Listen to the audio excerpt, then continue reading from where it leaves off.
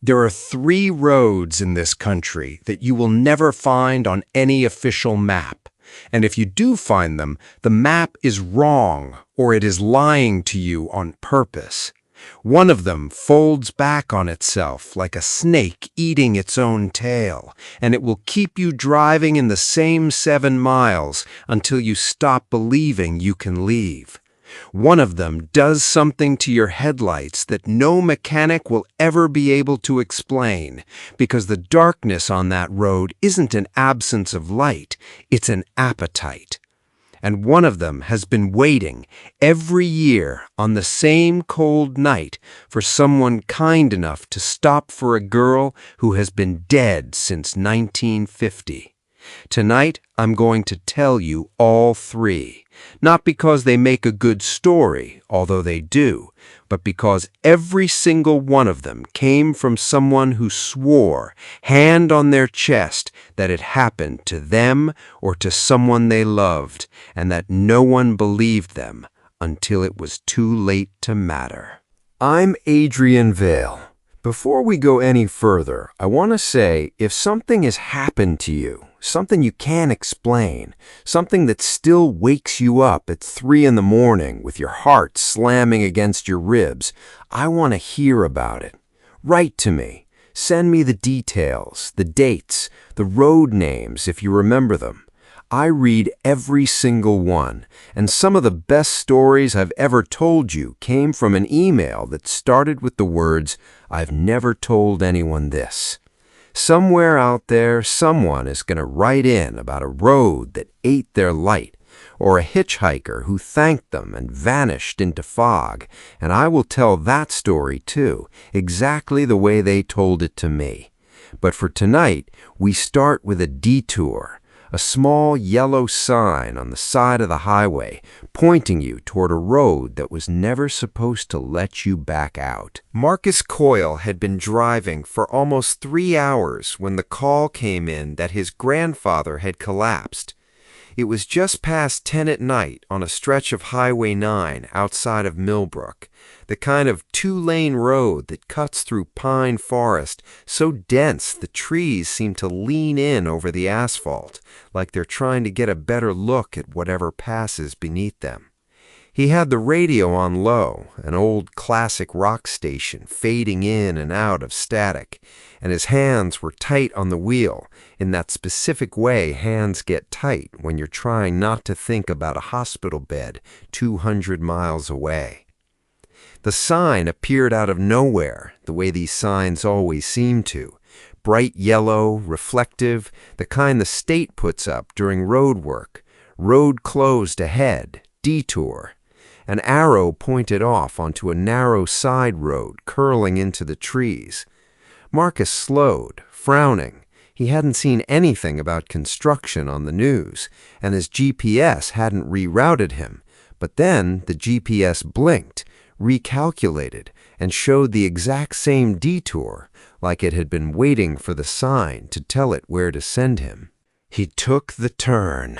For the first 10 minutes, it was nothing but ordinary forest road, gravel shoulder, tall pines, the occasional mailbox leaning at the end of some overgrown driveway. It was almost peaceful in the way empty roads at night can be peaceful, right up until they aren't. Then Marcus noticed the tree.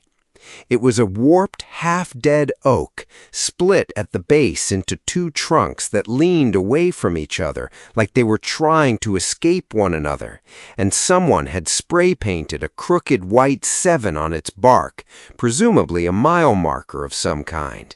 He noticed it because it was ugly and strange-looking, the kind of tree you remember.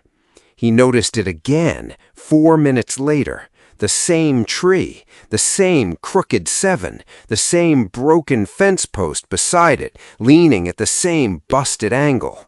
He told himself it was a different tree. Rural roads all look the same in the dark, he told himself, and he kept driving, faster now, his jaw tight. 6 minutes later, the tree came back a third time, and this time he stopped the truck in the middle of the road, threw it into park, and just sat there with his heart going in his throat. His phone had no signal. The GPS wasn't recalculating anymore. It had simply stopped. The little blue dot frozen in one spot on a road that, according to the map, didn't exist at all. And when he checked the time, it read 11:03 p.m., nearly the exact same time it had read when he'd first taken the detour, 45 minutes ago by his own count.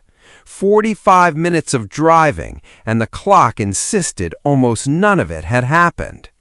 That was when the forest started to change, not gradually, the way forests do when you drive through different elevations or soil, but wrong, unnaturally, the deep green of the pines fading to a sickly gray, then to something colorless and brittle, branches curling in on themselves like they'd been dead for decades. It was as if the road wasn't just repeating in space, it was pulling him backward through time, mile marker by mile marker, into some rotted, forgotten version of itself. The headlights caught something ahead, a car pulled half onto the shoulder, decades out of date, the kind of long-hooded sedan you'd only see in old photographs. Rust had eaten most of the paint. One tire sat flat and split.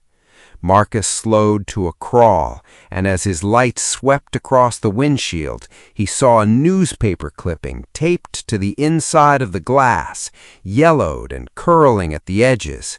Local man missing. Vehicle found abandoned on rural route, 1987. His hands went cold on the wheel.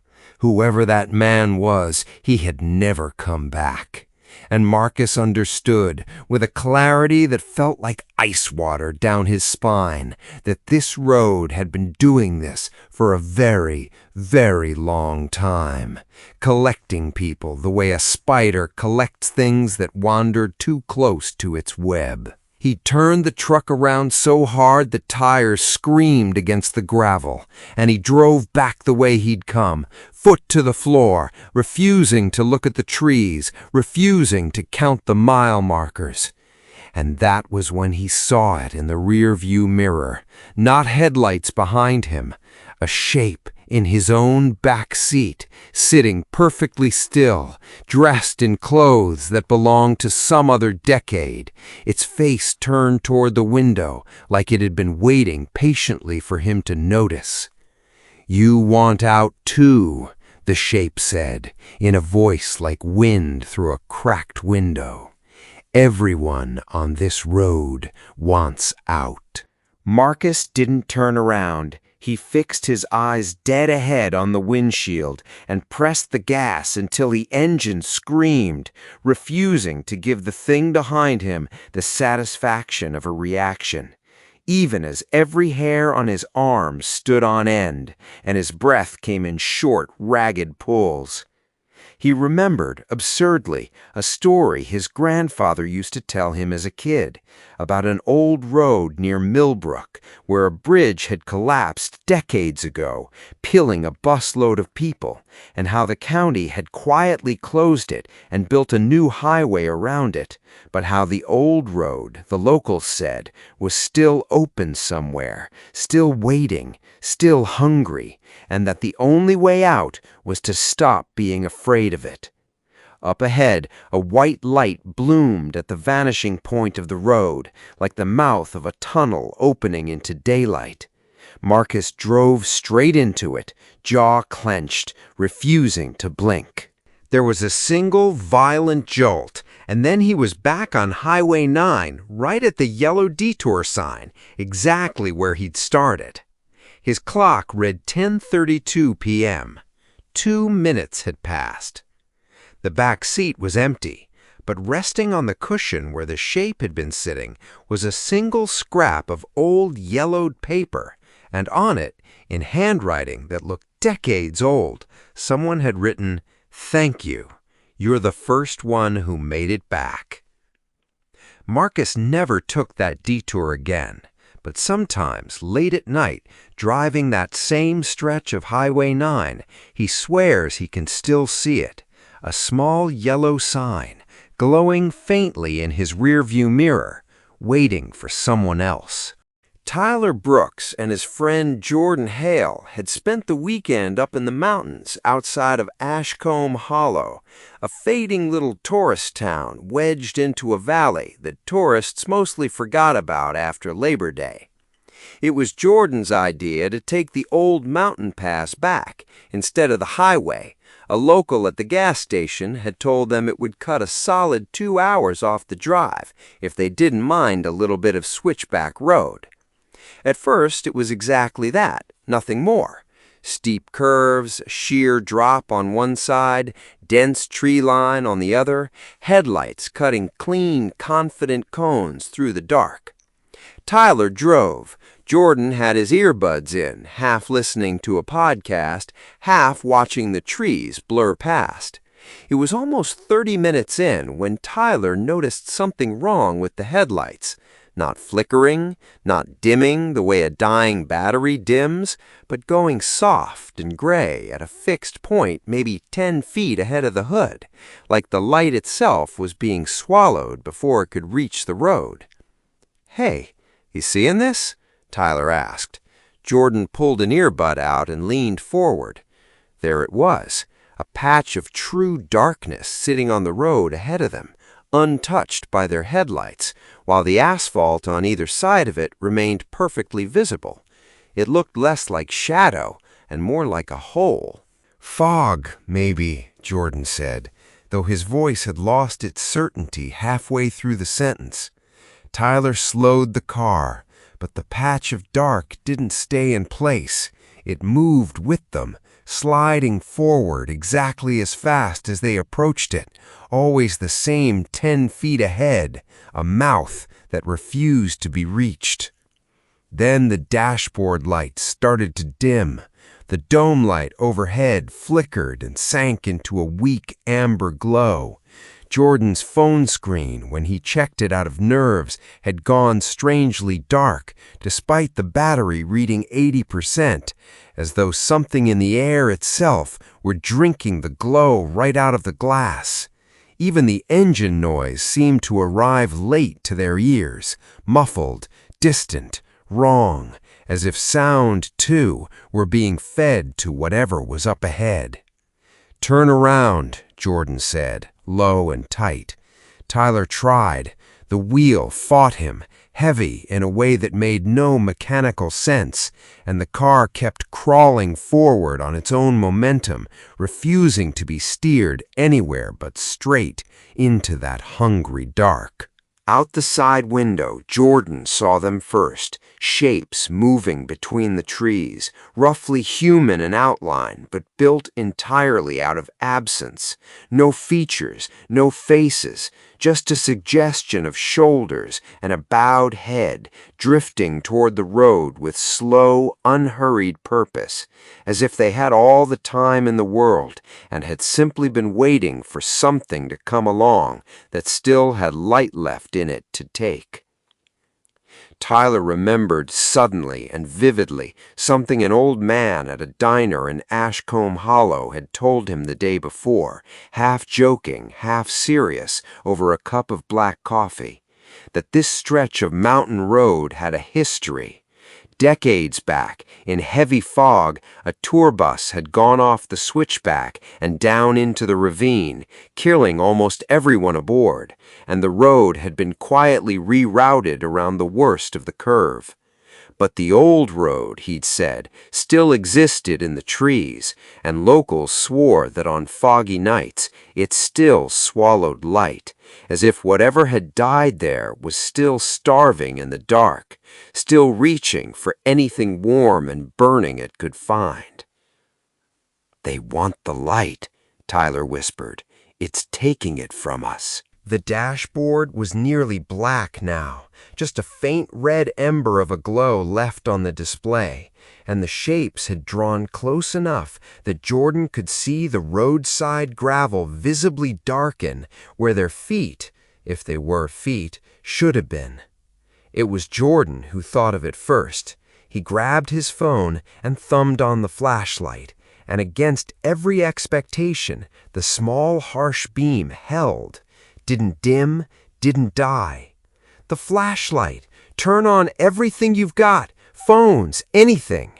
They lit up every small source they had, both phones' flashlights, a keychain light from Tyler's bag, even the flame from a lighter Jordan kept for cigarettes he swore he'd quit, and the shapes recoiled from the scattered, stubborn little points of light, drawing back into the tree line as if the many small flames were harder to swallow than one large one.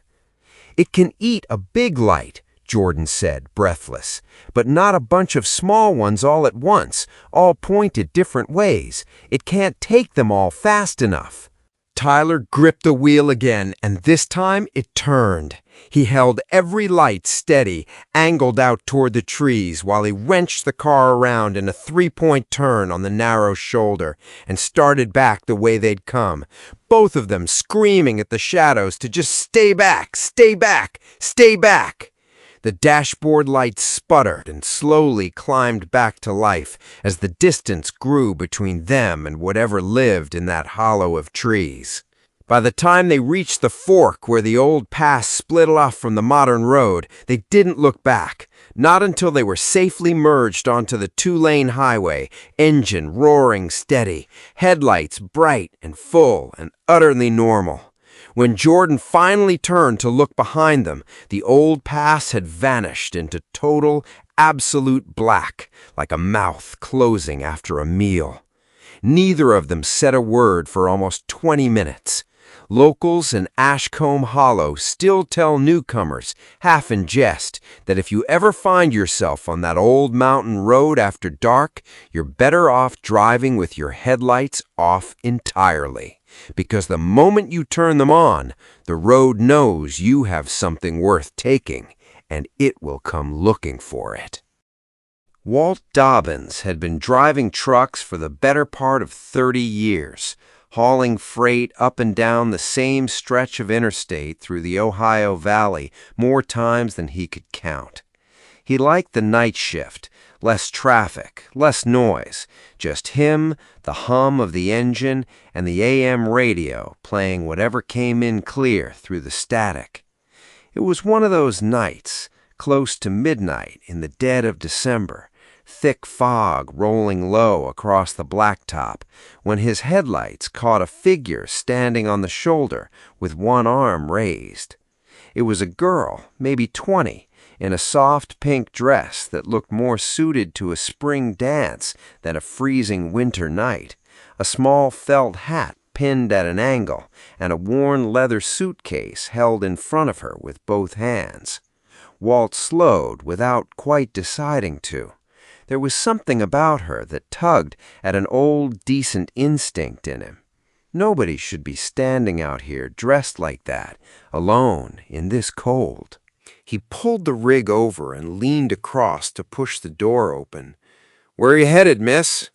She smiled, small and a little sad.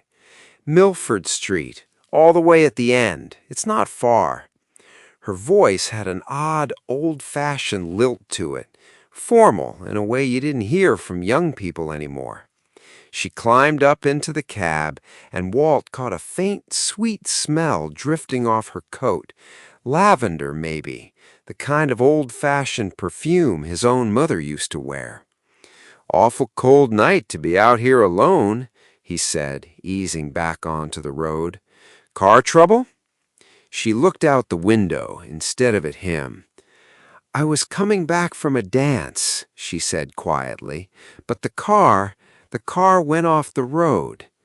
There was something in the way she said it, flat, distant, like she was reciting a memory rather than living it, that made the hair on Walt's arms rise, though he couldn't have said why. He didn't push for more. The radio was playing something slow and old, a big band number, and the girl suddenly laughed, soft and delighted. "I haven't heard this one in so long," she said, and then stopped herself as if she'd said something she shouldn't have. 15 minutes later, they reached Milford Street, and Walt eased the truck to a stop in front of a sagging, dark house at the very end of the block. Windows black, paint peeling, the yard choked with dead weeds under a skin of frost. "Right here, please," she said. Walt frowned at the state of the place, but said nothing. She opened a door and stepped down, then turned back to look at him, her eyes carrying something heavy and sorrowful. "Thank you for bringing me home. Not everyone stops." And with that, she turned and walked toward the porch, and the fog simply took her, folded around her shoulders, and swallowed her whole until there was nothing standing there at all. Walt sat frozen behind the wheel for a long moment. Then he climbed down and walked up to the house himself, just to be sure she'd gotten inside safely. But the front door was chained shut with a heavy, rusted padlock that looked untouched for years. The windows were broken, curtains rotted to lace, dust thick enough to see from the porch. A voice behind him made him jump. "Something I can help you with, mister?" An old man stood on the porch of the neighboring house, awoken by the truck's idling engine. Walt explained everything: the girl, her dress, the suitcase, her vanishing into the fog like smoke. The old man's face went pale under the porch light. "You mean Clara," he said quietly. "Clara Whitfield used to live in that house back in 1950. She was driving home from a dance one foggy night in December, same as tonight, and her car went off Route 9 into the ravine. She didn't make it." Walt felt something cold settle low in his stomach. That was 70 years ago. The old man nodded slowly. "Folks around here say that once a year, on the anniversary, she stands out on that road and waits for a ride home. Whoever's kind enough to stop, she thanks them, and then she's gone. You're not the first one to tell me this story. You probably won't be the last." Walt asked, almost afraid of the answer, "What's tonight's date?" "December 14th, the old man said. 70 years to the night." Back in the cab of his truck, Walt found something small resting on the passenger seat, a tiny, tarnished brass buckle from an old leather suitcase, corroded with age, and still, faintly, carrying the scent of lavender. Walt never drove that stretch of road on December 14th again, but every so often he hears about it from other truckers passing through. Someone else, on some other foggy December night, picking up a girl in a pink dress with an old suitcase, dropping her at the end of Milford Street, watching her disappear into the fog before their eyes. And every driver who tells the story ends it the same way. She only wants to get home. Once a year, that's all she asks.